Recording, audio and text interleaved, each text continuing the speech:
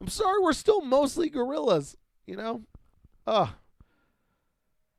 Fucking watch this documentary on gorillas. It's just like the way they organize their societies. It's like when you see that shit, monkeys, any monkey thing, and you see the way it lives, the way it organizes a society, the way it picks mates, the way fucking all the shit goes down, you're just like, God damn, we were like in a timeline wise, like timeline of the earth, we were fucking monkeys yesterday. We were monkeys yesterday. We were monkeys 12 hours ago. And it's like, fucking Jesus. No wonder shit's so fucked up. Anyways, I think the thing it reminds me of, the last thing I'll say before we get into the essay, is like, it just reminds me of like what I'm so upset with this generation about. And it's not everything. And it's not even, quote unquote PC culture that I think everyone thinks is the big misstep of millennials. But, fuck you. I live and work in a space where, you test the bounds of fucking, taste and taboo and all that shit. And sure, there's annoying people fucking out there, and I will combat them at every step and have and will and think it's important. But there is this idea of like,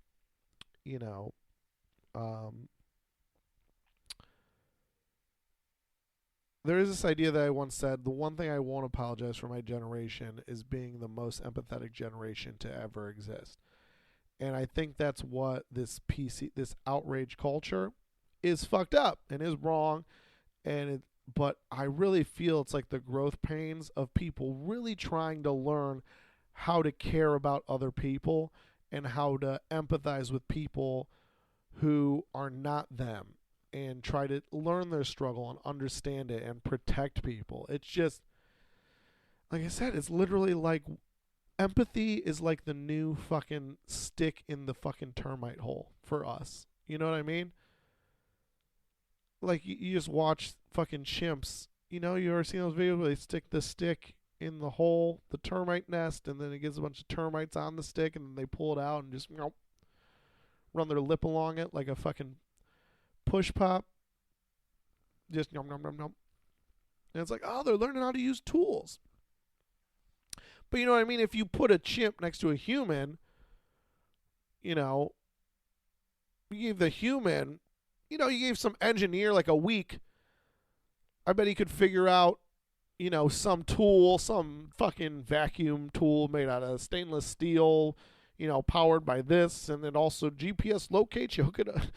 It'd probably be some you hook up to your smartphone, and there's that termite app, and it just sucks it. You get 10,000 termites in 30 seconds. You know what I mean? So you'd be looking at the fucking chimp with the stick like, you fucking idiot. Like, but what you got to realize is, like, without the chimp, we don't have the engineer. Like, it's a process. So I think it's not hypocritical. It's not talking out both sides of my mouth to be like, outrage culture is dumb, PC culture is dumb. It's hurtful. It's hurting dialogue. It's hurting art. It's not good. But I love that it exists because it's the stick in the termite hole. Someone yelling at Steve Martin on Twitter for calling Carrie Fisher beautiful is dumb. It will never not be dumb. But it's our first attempt to try and empathize with someone and say it would suck to be defined by your looks. Something, essentially out of your control, minus, working out, some makeup, but you're born how you're born. And to think that you would have credence, to think that you would have some worth placed on, this kind of arbitrary factor, especially when you've done these other great things. It's good to empathize with that. But it's also, where you miss it is you don't empathize with this man who lost a friend and is trying to do a nice thing as well. You know what I mean? Like he's sad and he's trying to compliment her he's reaching to his best place. And just because it's not what you think is best, and people say, well, you shouldn't yell at him, but he should know. But maybe he shouldn't. Maybe that's part of the empathizing, is you empathize with her and how it's like, how dare you define her as looks? That's an arbitrary characteristic. She's done so much more. But then I could easily say, like, how dare you even politely correct a man who said something in sadness from his best place to someone he cared about? How dare you? If you want to empathize, you have to be to everybody. You have to empathize with everybody.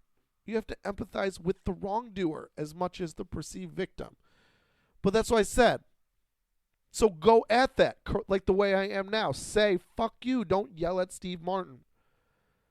But then when people say millennials are the whiniest, say, also fuck you. We're not. We're putting the fucking stick in the termite hole, and in fucking 10,000 years, everything's going to be good.